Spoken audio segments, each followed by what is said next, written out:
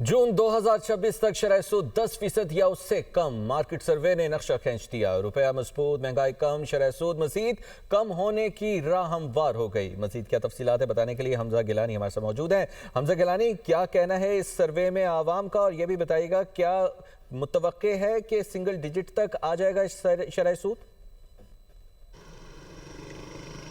देखिए, मार्केट सर्वे ने तो बड़ी उम्मीदें बांधी हैं क्योंकि इन्फ्लेशन के नंबर्स कंट्रोल में हैं, हमारी रेमिटेंसेस भी बढ़ रही हैं और फिर हमारा जो रुपी है वो बहुत ज़्यादा बेहतर हो रहा है एज़ कम्पेयर टू डॉलर। तो यही तमाम अवामिल है कि मार्केट सर्वे ने ये गुमान किया है, कभी इम्कानात इस बात के हैं कि शरह सूद में कमी होगी और स्टेट बैंक जो है वो रवा साल की पहली मॉनेटरी पॉलिसी का ऐलान जो 26 जनवरी को करने जा रहा है, इसमें शरह सूद में कमी हो सकती है। तो मार्केट ने जो सर्वे किया है उसमें बिजनेस कम्युनिटी का ये ख्याल है कि 80% शुल्क का ये ख्याल है कि इंटरेस्ट रेट जो है वो कम होगा और 50 बेसिस पॉइंट्स की कमी होगी इंटरेस्ट रेट में। कम से कम ये 56% शुल्क ने अपना इजहार ख्याल किया है और 15% शुल्क का कहना है कि स्टेट बैंक शरह सूद में 1% कमी कर सकता है। यानी इस वक्त शरह सूद 10.5% है तो 9.5% हो सकती है।